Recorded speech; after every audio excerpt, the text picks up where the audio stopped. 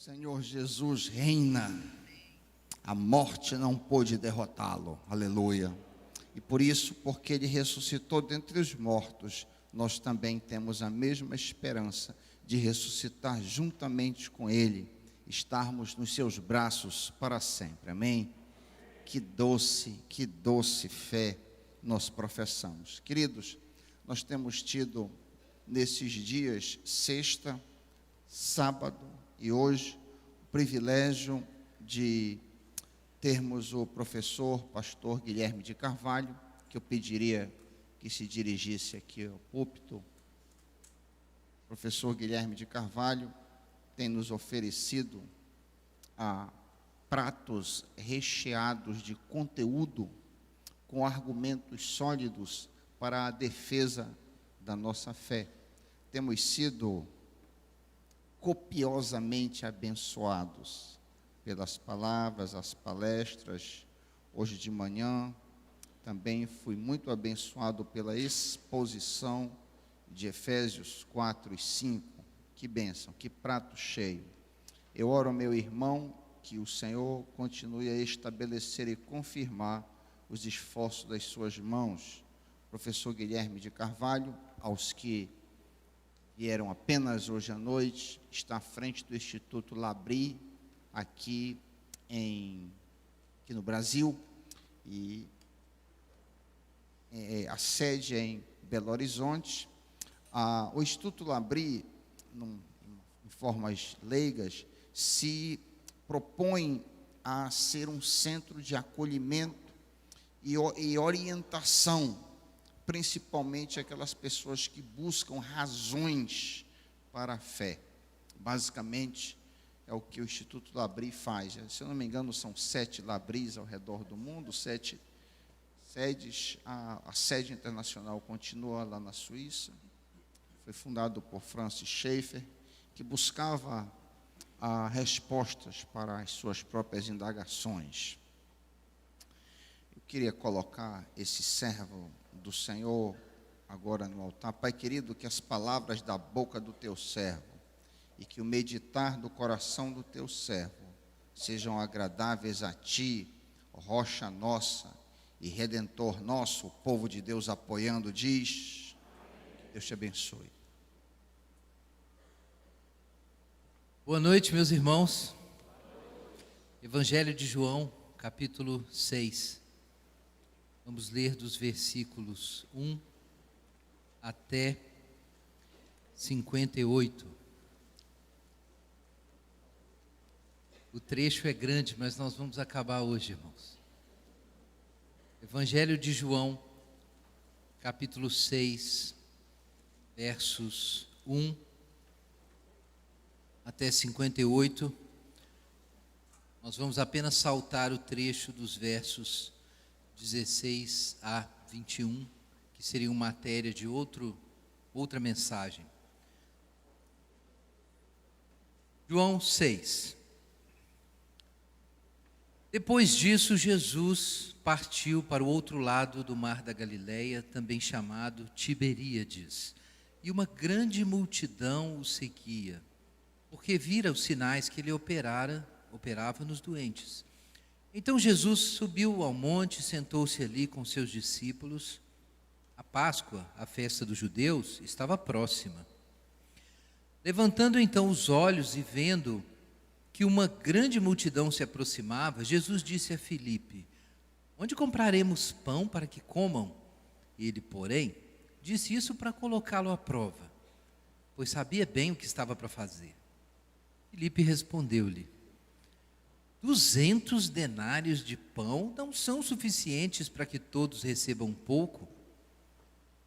Disse-lhe André, um dos discípulos, irmão de Simão Pedro: aqui está um rapaz que tem 5 pães de cevada e 2 peixinhos, mas o que é isso para tanta gente? Jesus ordenou: fazei o povo assentar-se.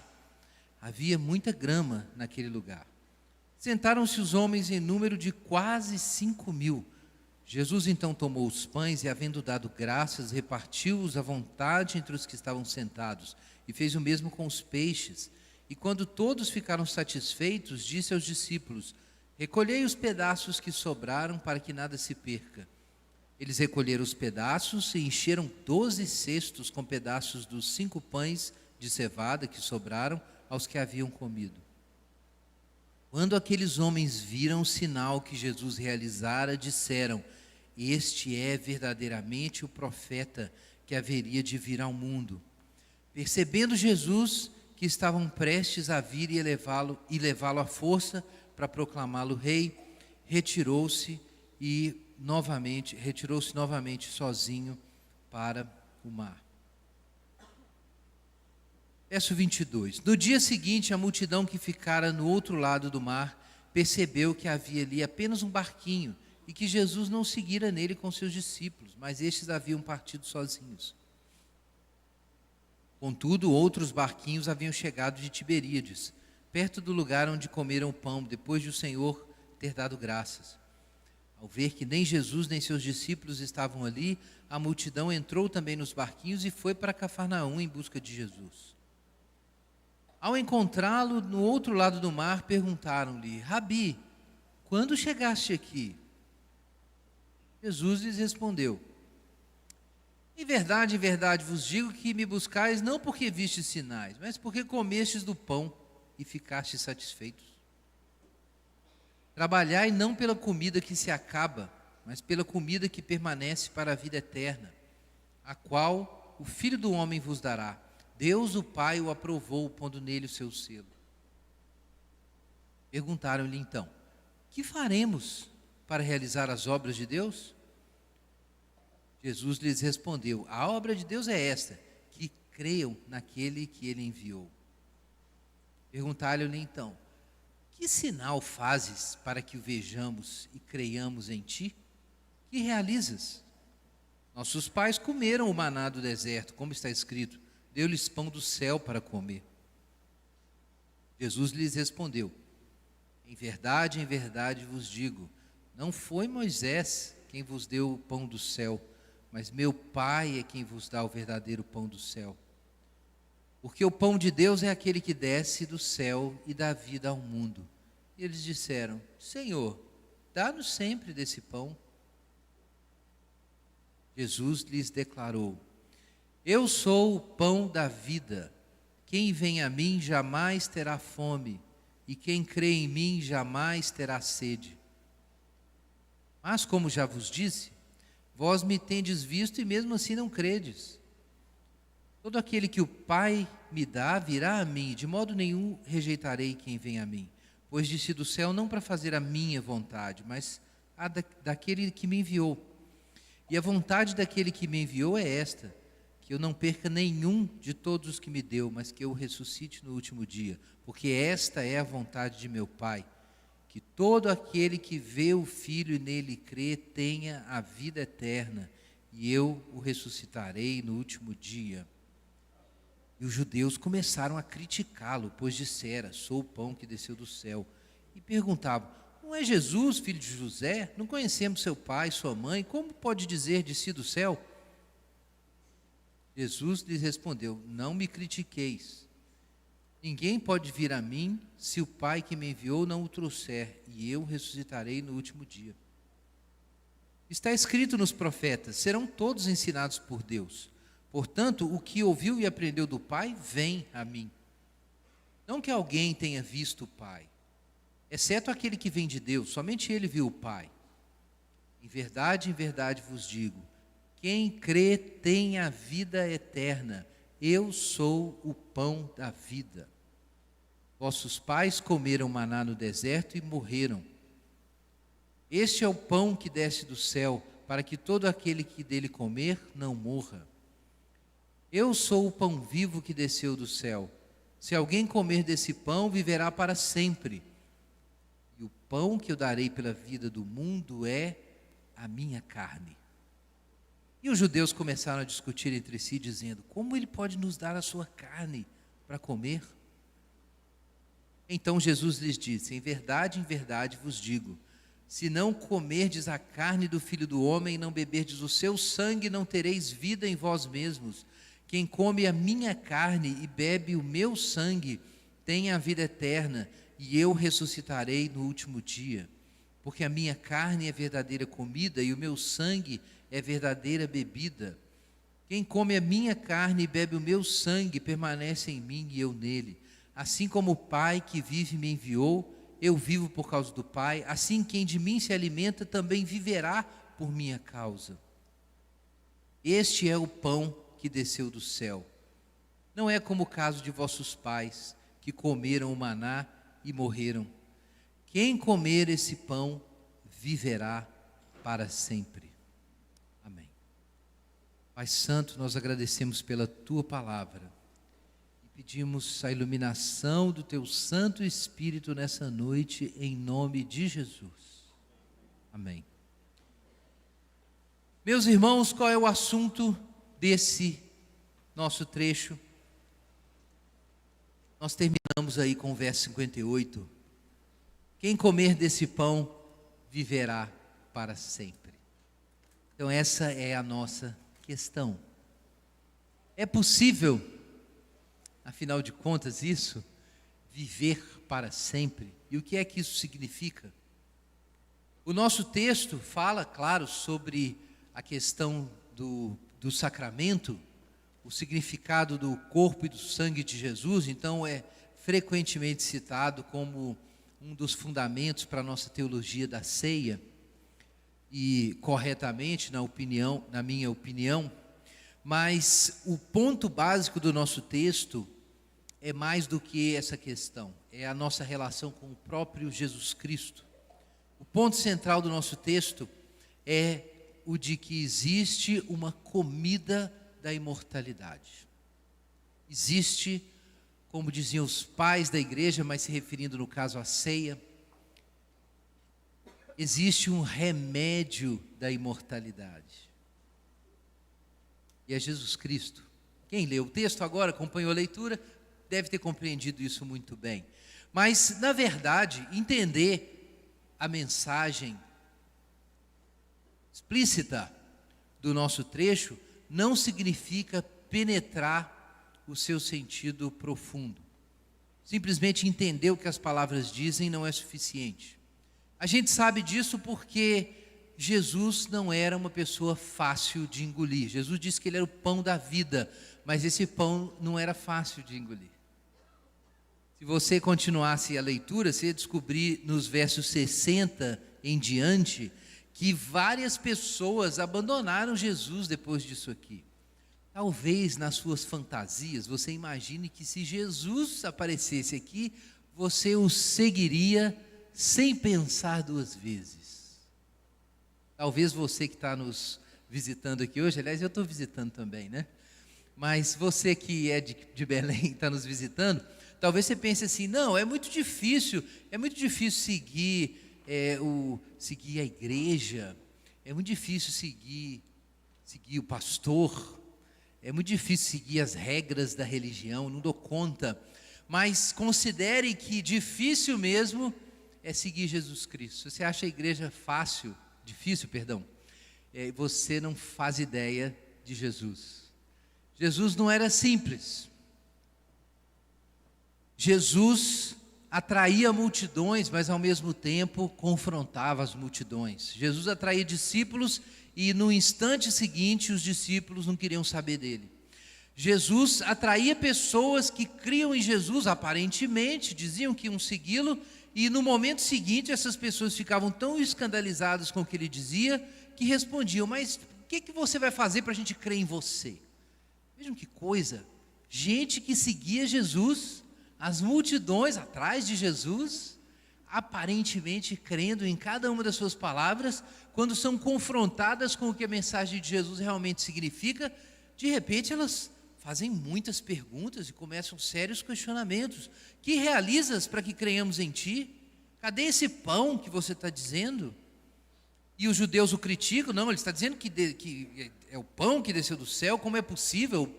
O pão quem deu foi Moisés que nos deu o maná, esse cara não pode dizer essas coisas.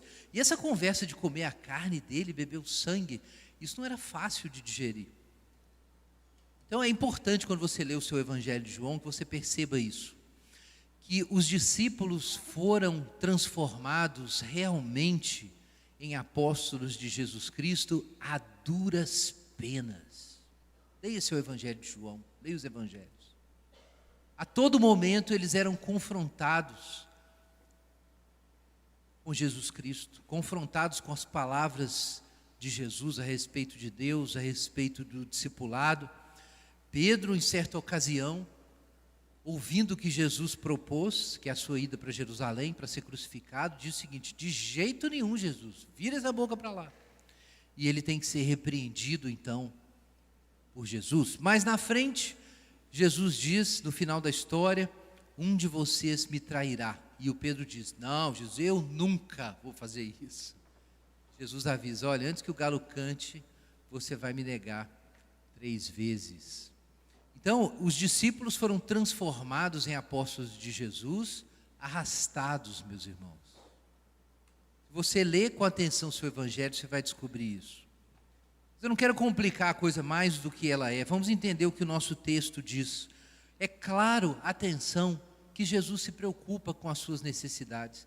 Eu não quero dizer, comunicar para você a ideia de que Jesus não te vê individualmente e não deseja suprir as suas necessidades, curar as suas dores, responder aos seus dilemas, te socorrer na situação que você está.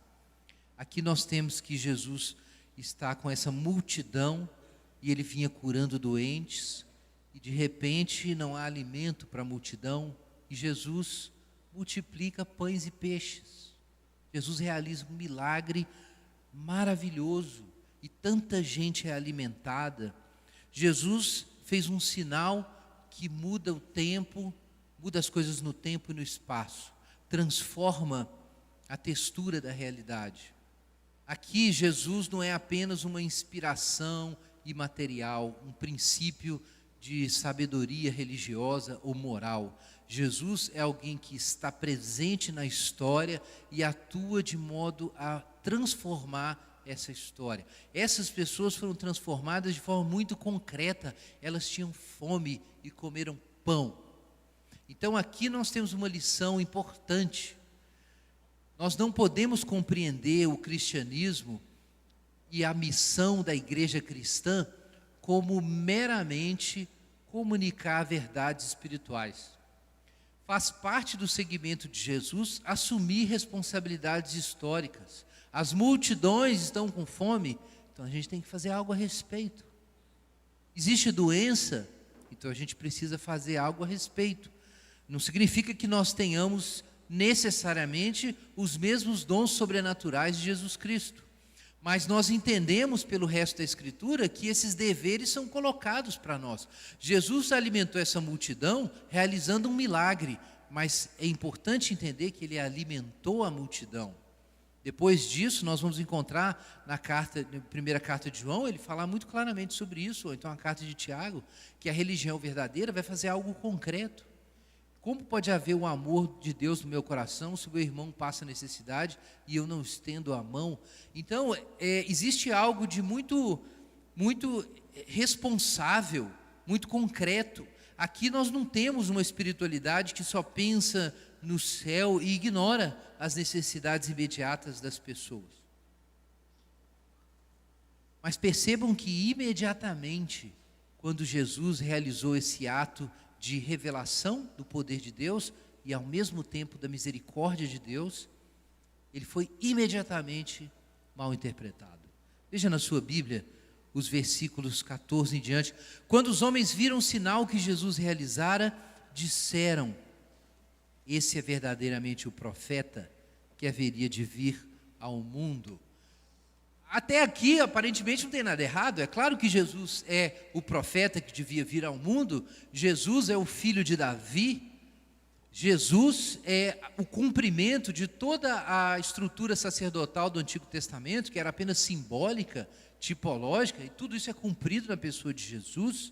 Jesus resolve tudo que a religião do Antigo Testamento antecipava. Ele cumpre as promessas, ele é a razão da esperança. Então, aparentemente está correto, mas vejam que Jesus percebeu que algo estava errado. Veja na sua Bíblia o verso 15.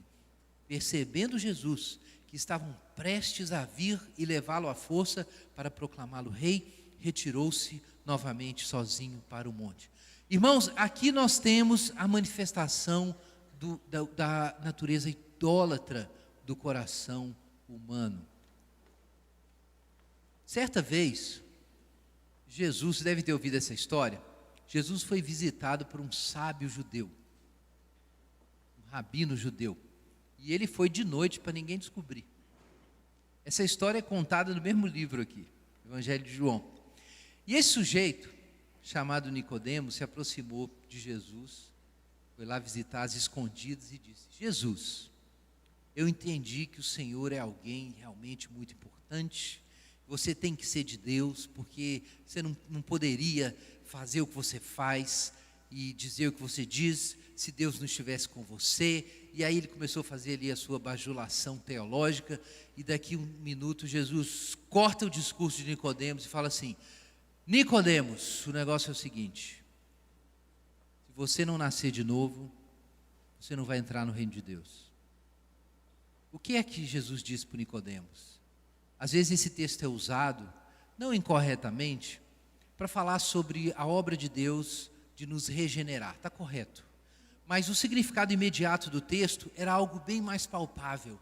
Gente, o que Jesus disse para o Nicodemos foi o seguinte: Nicodemos, passa a régua, zera. Você está tentando me entender nos seus termos.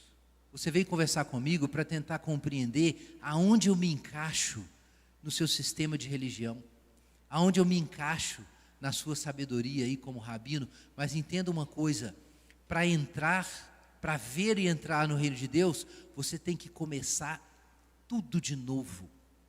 Você tem que nascer de novo. Você precisa começar do zero. Eu não me encaixo nos seus termos, nas suas pressuposições, nos seus preconceitos sobre como Deus deveria ou não ser, nas suas concepções sobre o que o Messias deveria ou não ser. Eu é que vou interpretar a sua concepção de mundo e não o inverso. Então, é claro, Nicodemos se escandaliza com aquilo e diz: mas como, Jesus, eu vou voltar sendo velho? Eu estou com a vida feita, eu já sou alguém, eu tenho um nome, eu tenho um escritório, eu tenho responsabilidade, já está tudo feito na minha vida. Eu não posso zerar tudo, fechar e começar de novo, voltar para o ventre da minha mãe e nascer outra vez. Não dá, minha vida já está feita. Mas a palavra de Jesus foi final. Nicodemos, não tem outro jeito. Não tem outro jeito. Você vai ter que abrir mão de tudo que você pensava, imaginava, compreendia, valorizava. Você vai colocar tudo na berlinda. E agora você começa de novo comigo. Irmãos, esse é um problema que se repete no Evangelho de João. É que as pessoas ouvem que Jesus é bom. Jesus faz milagres. Jesus diz umas coisas muito sábias. Jesus é o maior negociante que já existiu. Jesus tem palavras para resolver questões de casamento, questões de economia, questões de política, e ele é o educador, e Jesus é maravilhoso. Então é o seguinte, vamos encaixar Jesus. Jesus tem o perfil correto para a nossa companhia. Jesus tem o currículo perfeito para essa função na empresa chamada Guilherme Limitada. Eu já sei exatamente onde Jesus se encaixa. Eu sei exatamente onde Jesus se encaixa. Ele vai ficar muito feliz e eu também. E é isso que aconteceu. O pessoal olhou para Jesus e concluiu: gente, esse é o cara, está contratado. Agora o negócio é trazer o sujeito para dentro, trazer o sujeito para o nosso negócio. Vamos arrebatá-lo e fazer dele rei. Então, Jesus se encaixava direitinho nos planos dos judeus. Mas, meus irmãos, os planos de Jesus eram outros. Jesus não veio preencher a vaga no projeto de ninguém. Jesus não veio preencher aquela vaga ou trazer aquela solução para o projeto de felicidade, de existência que você já tinha e só faltava chegar a pessoa certa para completar o seu quadro de funcionários. Ora, com Deus trabalhando na sua empresa, não tem jeito de dar errado, né? Então veja o que acontece. Jesus se esconde. Essa é uma experiência recorrente. As pessoas veem a história de Jesus, ouvem sobre a ressurreição, percebem que ele curou um doente aqui, alimentou alguém que estava com fome. De repente você foi beneficiado por alguma coisa que Jesus fez ou falou, ou até mesmo por uma oração feita em nome de Jesus. E imediatamente você acha que você vai encaixar Jesus em um projeto de vida que você já tinha e que só falta Jesus para ele dar certo. E de repente, sabe o que acontece com Jesus? Ele desaparece. Cadê Jesus? Por que Jesus não funciona mais? Por que esse negócio de repente ficou tão abstrato? Por que funcionou para os outros e não para mim? Irmãos, a gente sempre pensa e sempre ouve corretamente que Deus veio a nós em Jesus Cristo. Mas é meio contraintuitivo imaginar que às vezes Jesus se esconda dos homens. Meus irmãos e amigos, sabe que às vezes Jesus se esconde da gente? Às vezes Jesus se esconde da gente. Quando é que Jesus se esconde da gente? Quando nós queremos encaixar Jesus nos nossos próprios projetos. Quando nós queremos entender Jesus nos nossos próprios termos. Quando nós dizemos, ok, Jesus, eu te aceito, se você se encaixar. Isso não funciona, irmãos. Jesus é tudo ou nada. E aqui nós vemos depois, a gente pulou os versos 16 a 21, mas eles falam da divindade de Jesus. Mas veja o que acontece no dia seguinte, verso 22. A multidão percebeu que tinha só um barquinho, Jesus não estava ali, e eles ficam preocupados, saem atrás de Jesus, e finalmente o encontram. Lá no verso 25, veja na sua Bíblia, finalmente encontram Jesus. Abi, quando chegaste aqui, então eles fizeram uma mesura, né? Começaram a conversa. Não disseram nada ainda. Como chegaste aqui? Jesus nem responde isso. Ele fala assim, olha, quer saber? Vamos direto ao assunto. Vocês só vieram aqui por causa do pão. A gente tem a impressão de que Jesus estava até impaciente diante daquilo. Jesus nem conversa sobre amenidades. Ele vai direto ao ponto. O negócio é o seguinte, sejamos honestos. Sejamos honestos. O que é que vocês vieram fazer aqui? Vocês vieram aqui atrás do pão? Vocês estão achando que eu estou aqui para preencher a vaga do seu projeto pessoal? Não, Jesus diz, não é para isso que eu vim. Na verdade, Jesus diz assim, vocês vieram não porque viram sinais, mas porque comeram pão e ficaram satisfeitos. Irmãos, vejam como Jesus é preciso aqui no ponto. O Evangelho de João fala muito sobre os sinais. É até uma ênfase, e nós encontramos no final, João dizendo que Jesus fez tantos sinais que não caberiam em livros. Mas por que o Evangelho de João fala tanto sobre sinais? Ora, irmãos, o termo sinais tem um significado linguístico, ok? O ponto de um sinal é apontar, sinalizar, revelar alguma coisa. Quando os termos usados na Bíblia para falar de milagres são termos muito importantes, eles iluminam muito alguns trechos da Escritura. Então, a Bíblia usa o termo poderes para falar desses atos miraculosos de Deus, para destacar a onipotência divina revelada naqueles momentos. Outro termo usado nas Escrituras é maravilhas, que é para destacar a beleza e como os atos de Deus são surpreendentes. E nós temos um outro termo que aparece muito, né, semeia, que é sinal. Por que esse termo é usado? Isso é muito importante. Esse termo é usado para comunicar a ideia de que esses atos poderosos têm significado. Por isso que o termo sinal é usado. Não se trata apenas de atos poderosos e maravilhosos, mas se trata de atos com significado. Algo está sendo dito, são sinais. Algo está sendo dito, sinalizado, comunicado.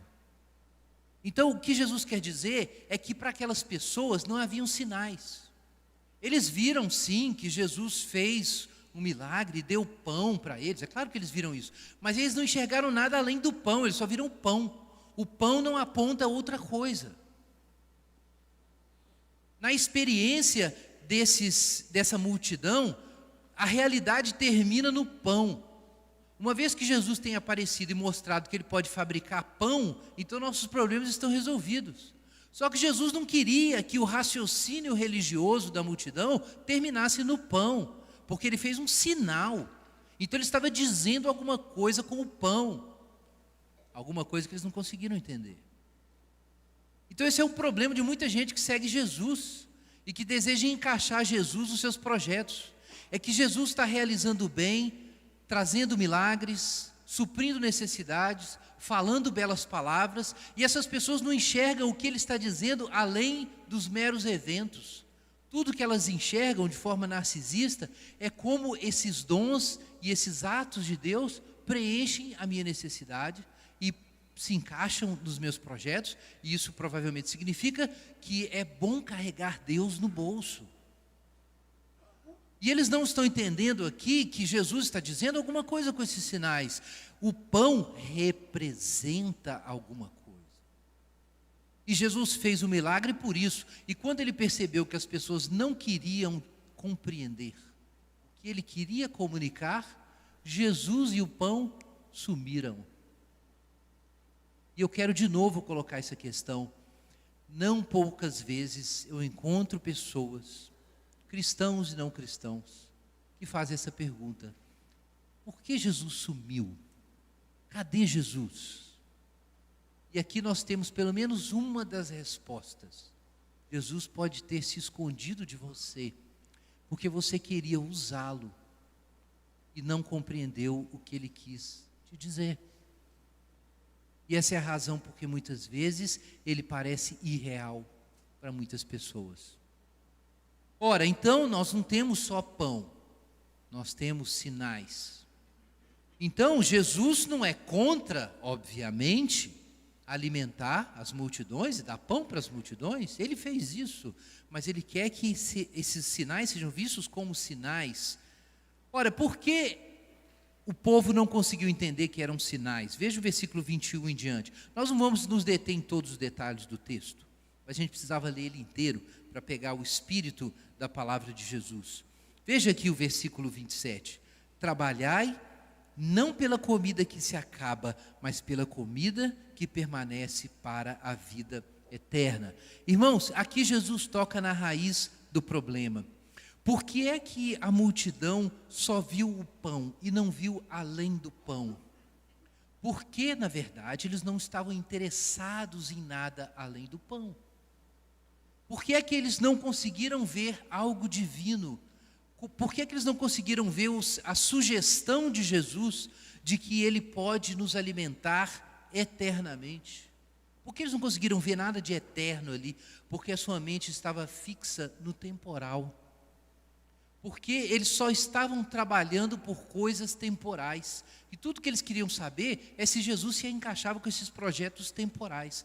Então Jesus tem que dizer: olha, para vocês entenderem o que eu estou fazendo, para vocês perceberem a transparência desses sinais, a transparência desse pão, para vocês compreenderem o que eu estou dizendo por meio desse pão, vocês têm que querer algo mais do que pão. Ora, esse é um grande problema na sociedade contemporânea.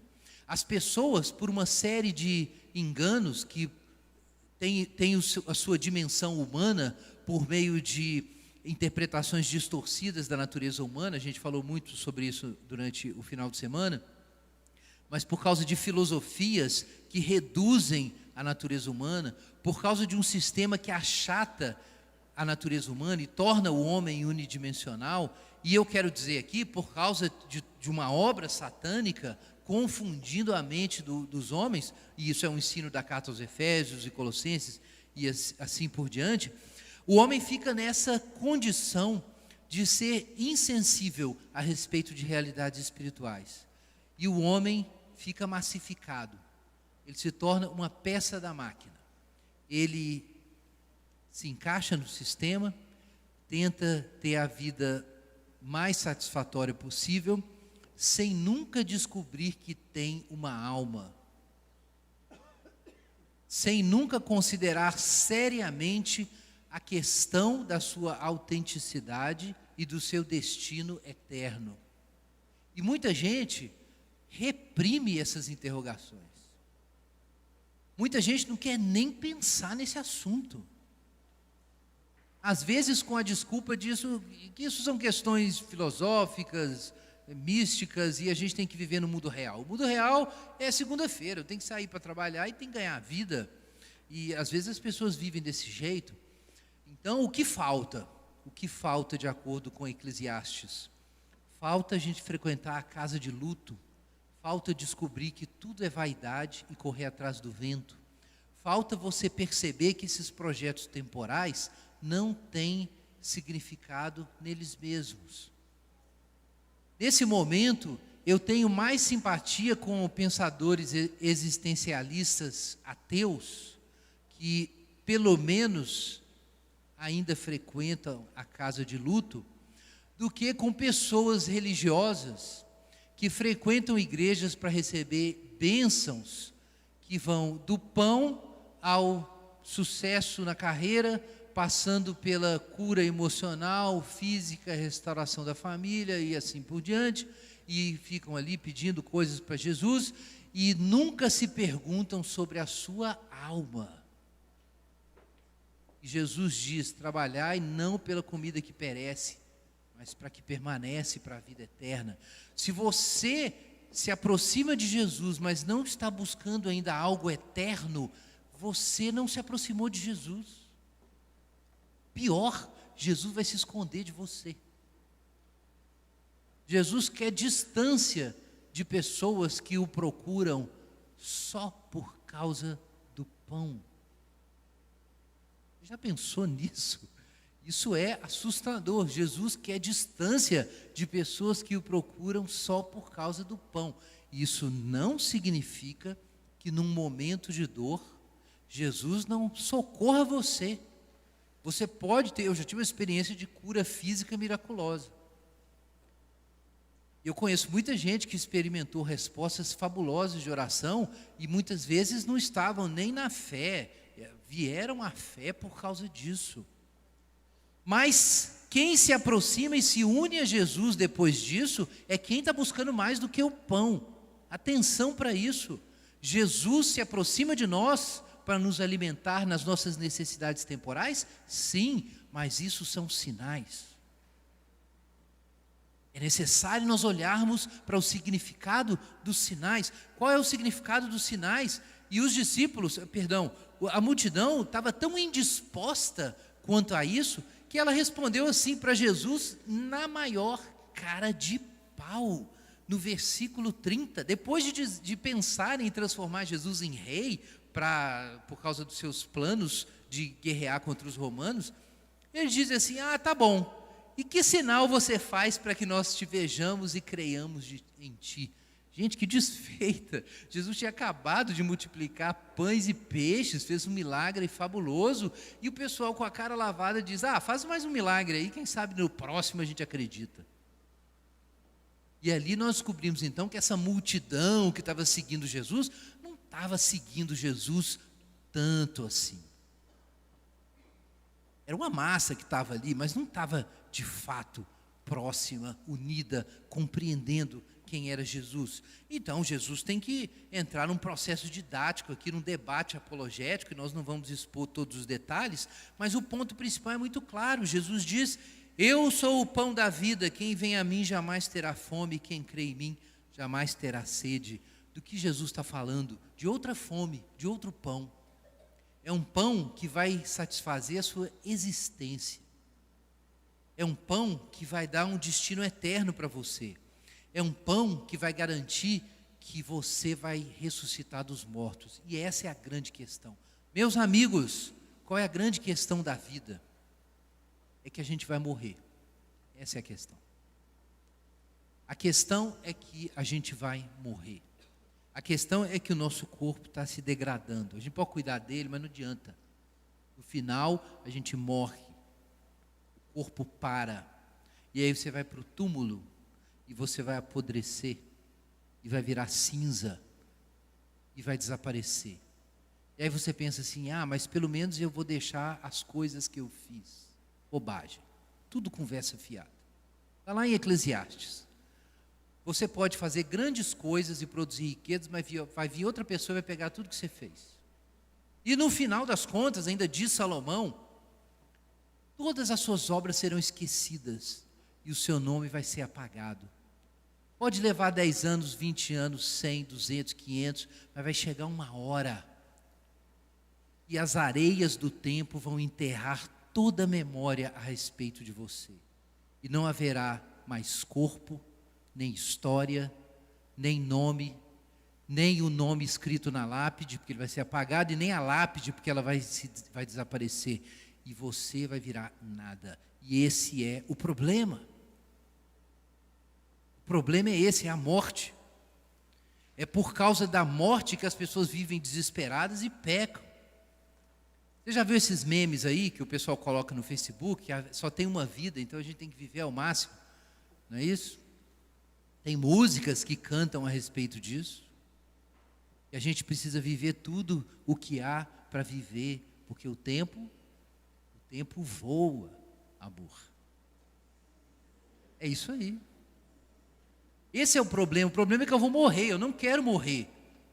Tem gente que fala, não, eu quero morrer. A pessoa que diz isso, na verdade, ela quer parar de sofrer. E morrer ninguém quer. Se fosse possível viver sem sofrer, o cara não era mais suicida, ele mudava de ideia.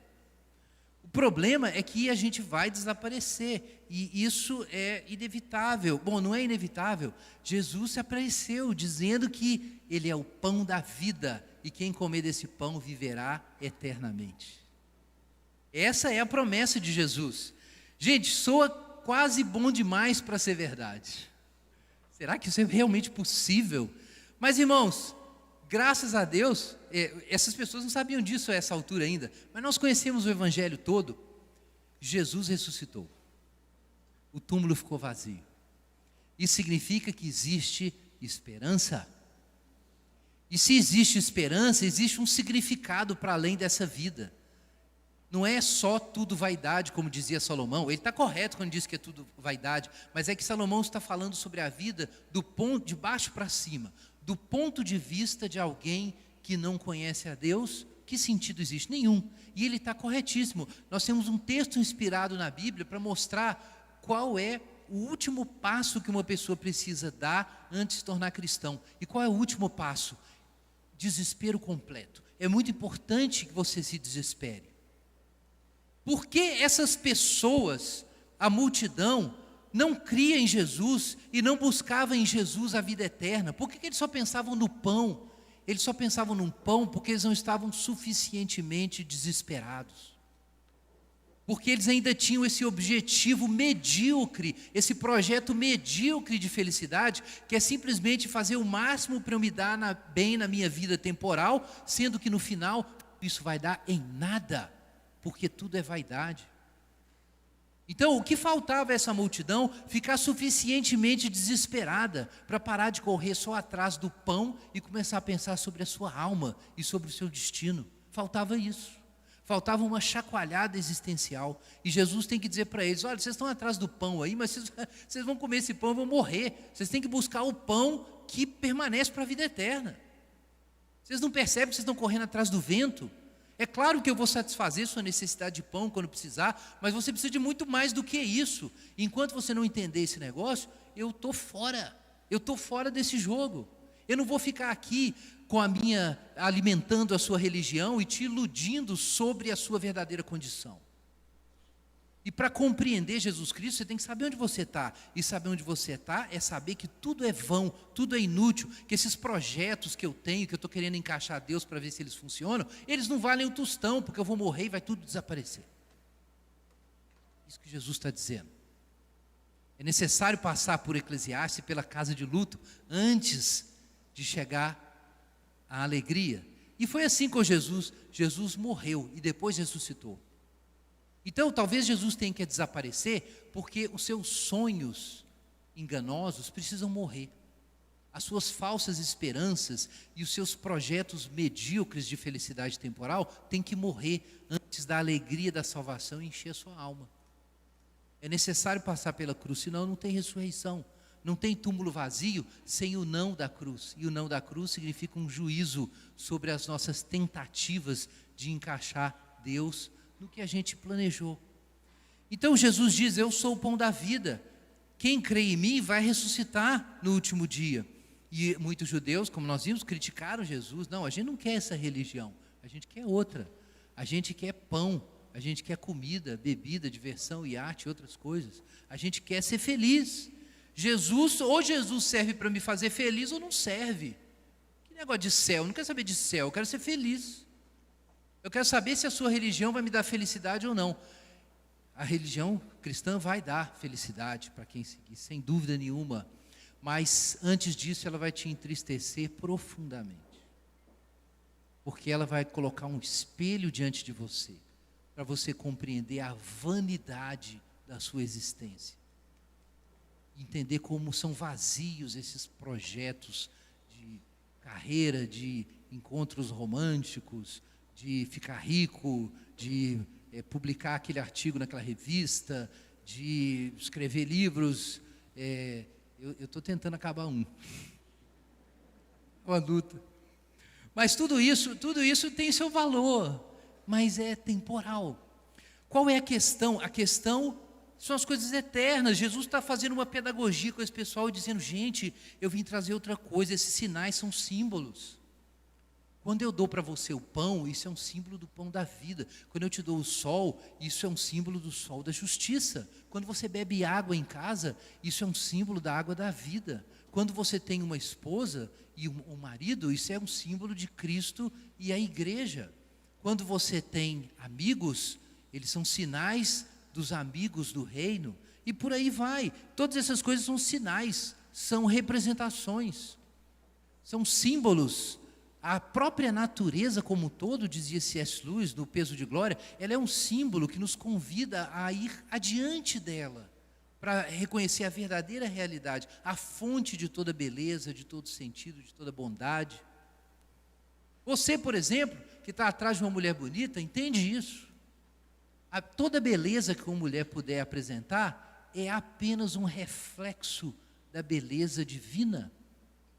Isso foi uma descoberta que Santo Agostinho custou a entender, mas finalmente ele entendeu que aquela beleza era só um sinal que apontava para além dela mesma, para Deus. Então essas coisas são só pistas, chamariscos, são aspectos de um processo pedagógico de Deus para te ensinar que existe um bem absoluto e você precisa progredir em direção a isso.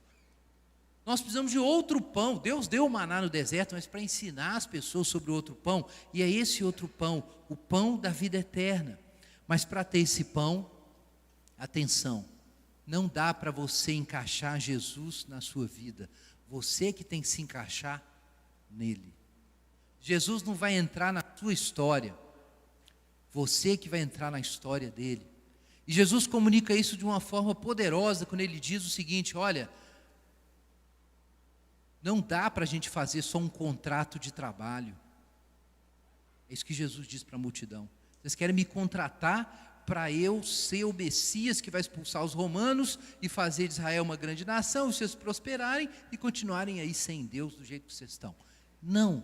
Então Jesus diz o seguinte: olha, só tem um caminho. Vocês têm que se casar comigo. Nada de contrato. Nós vamos casar. A gente vai se unir. Vocês têm que comer a minha carne e beber o meu sangue.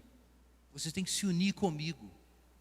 A minha vida vai se tornar a sua vida. A minha mente vai se tornar a sua mente. Os meus sentimentos vão ser os seus sentimentos. As minhas expectativas, as suas. A relação que eu tenho com o Pai vai ser a sua relação. Vocês vão ter que me seguir até o fim. Vocês vão morrer comigo e ressuscitar comigo. É isso que Jesus está dizendo. Comer minha carne e beber o meu sangue. Então, só existe um jeito do cristianismo funcionar. É se você se entregar totalmente a Jesus Cristo. Quantas pessoas frequentam igrejas por muito tempo e a certa altura dizem: eu parei porque não funcionou para mim. Não funciona tentar usar Jesus. É necessário, como ele diz Nicodemos, zerar tudo e começar de novo. Você vai ter que pôr tudo que você é na mesa e falar assim para Jesus: Jesus, pode fazer o que você quiser. É só assim que o cristianismo funciona.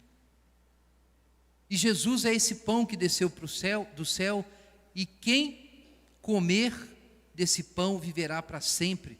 Eu quero finalizar com uma citação de Santo Agostinho, que fala sobre esse traço da verdadeira religião, da fé genuína. Perambulamos distantes de Deus.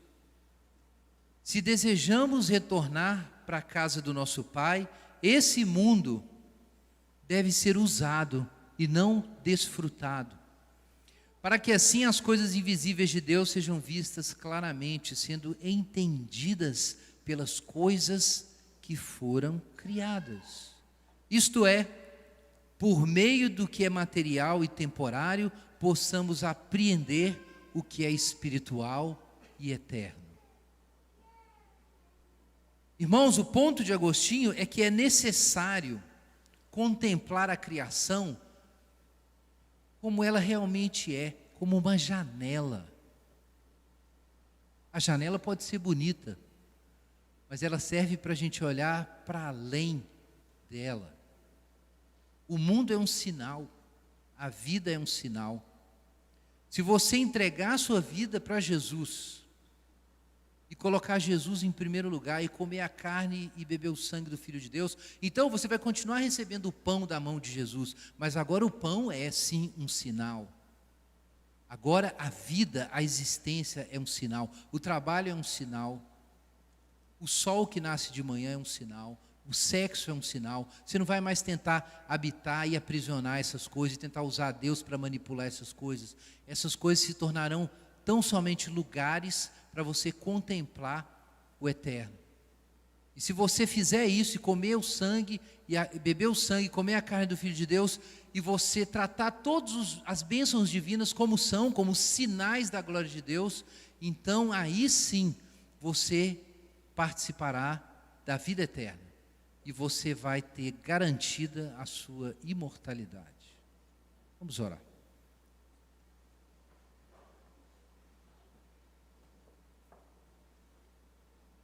Pai Santo, em nome de Jesus, nós damos graças ao Senhor pelo Teu Filho, o pão vivo que desceu do céu. Obrigado, Senhor, pela ressurreição dos mortos, pela esperança da vida eterna, pelo conhecimento de que unidos a Jesus nós nos tornamos imortais. Senhor, abre os olhos do nosso entendimento e do nosso coração, para que nós vejamos todas as coisas à luz dessa realidade, e que nunca mais nenhum de nós fique aprisionado com os olhos fixos no pão temporal. Deus, nos dá essa graça pelo Teu Espírito Santo, de trabalhar sempre por meio da fé para a comida que permanece para a vida eterna. Em nome de Jesus nós oramos. Amém.